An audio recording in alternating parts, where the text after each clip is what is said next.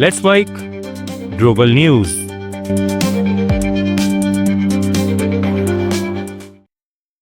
America के Minneapolis शहर में आईसीई यानी इमिग्रेशन एंड कस्टम्स एनफोर्समेंट के एक एजेंट द्वारा महिला को गोली मारने का मामला गर्मा गया है। 37 साल की रेनी गुड की इस घटना में मौत हो गई। वो 3 बच्चों की मां थी। अमेरिकी गृह सुरक्षा विभाग का दावा है कि महिला ने कार से अधिकारियों को कुचलने की कोशिश की, जिसके बाद एजेंट ने गोली चलाई। राष्ट्रपति डोनाल्ड ट्रंप ने आईसीई एजेंट का बचाव करते हुए कहा कि वीडियो बेहद डरावना है। हालांकि सामने आए वीडियो में यह साफ नहीं है कि कार ने किसी अधिकारी को टक्कर मारी या नहीं। घटना के बाद सैकड़ों लोग सड़कों पर उतरे और आईसीई के खिलाफ नारेबाजी की।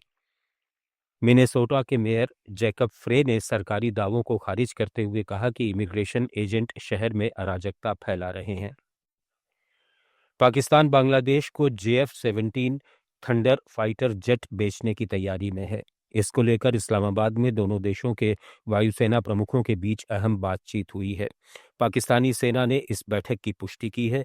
बांग्लादेशी अखबार डेली स्टार के मुताबिक पाकिस्तान एयरफोर्स प्रमुख air chief marshal Zaheer Ahmed Babar Sidhu और बांग्लादेश वायुसेना प्रमुख हसन महमूद खान के बीच JF-17 थंडर लड़ाकू विमानों की संभावित बिक्री और रक्षा सहयोग पर चर्चा हुई।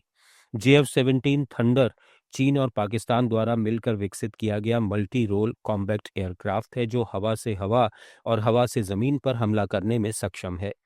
रिपोर्ट के अनुसार पाकिस्तान ने बांग्लादेश को सुपर मुशक ट्रेनर विमान की fast track delivery, pilot training और लॉन्ग टर्म सपोर्ट देने का भी प्रस्ताव रखा है। हाल के महीनों में पाकिस्तान और बांग्लादेश के बीच कूटनीतिक और रक्षा सहयोग तेजी से बढ़ा है। हालांकि इस सौदे पर बांग्लादेश की ओर से अब तक आधिकारिक पुष्टि नहीं की गई है। अमेरिका के विदेश मंत्री मार्को रूबियो ने वेनेजुएला को लेकर दुनिया के सामने 3 चरणों वाला प्लान रखा है। पहला चरण स्टेबलाइजेशन का बताया गया है, जिसके तहत वेनेजुएला से 30 से 50 मिलियन बैरल तेल खरीदा जाएगा। इस तेल को अंतर्राष्ट्रीय बाजार में मौजूदा कीमत पर बेचा जाएगा, लेकिन उससे मिलने वाले धन के इस्तेमाल पर पूरा नियंत्रण अमेरिका का होगा।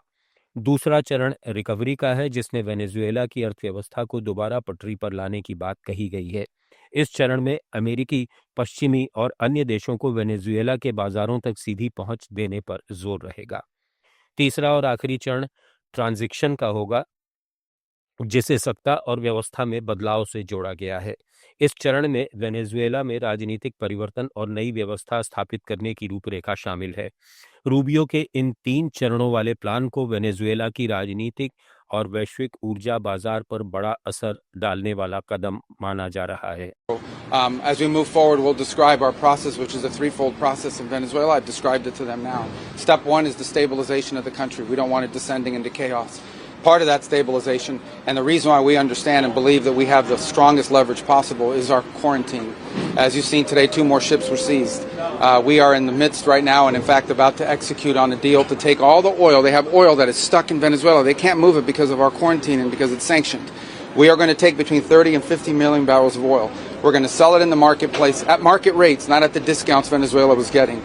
That money will then be handled in such a way that we will control how it is dispersed in a way that benefits the Venezuelan people. Nepal में जन जेड के नेतृत्व वाले भ्रष्टाचार विरोधी आंदोलन के दबाव से सितंबर में बनी अंतरिम सरकार और देश की पहली महिला प्रधानमंत्री सुशीला कार्की अब उसी युवा पीढ़ी के निशाने पर हैं, जो प्रदर्शनों में शामिल होकर बड़े बदलाव की उम्मीद कर रही थी। काठमांडू में हुए हिंसक विरोध में 70 से अधिक लोगों की मौत और हजारों घायल हुए, जिसमें एक ऐसा युवा भी शामिल है जिसका पैर गोली लगने से कट गया था। अब वे और उन जैसे कई युवा कहते हैं कि बलिदानों के बाद बनी यह सरकार अपेक्षाओं पर खरी नहीं उतरी।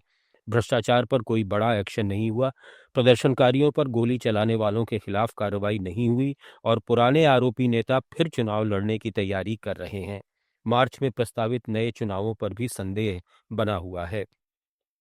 ग्लोबल न्यूज में फिलहाल इतना ही। जुड़े रहिए लेट्स माइक के साथ। आप सुन रहे थे let's make more than radio. Follow कीजिए हमें हमारे सोशल मीडिया प्लेटफॉर्म्स पर। It's time for news. It's time for more than radio. Presenting the first radio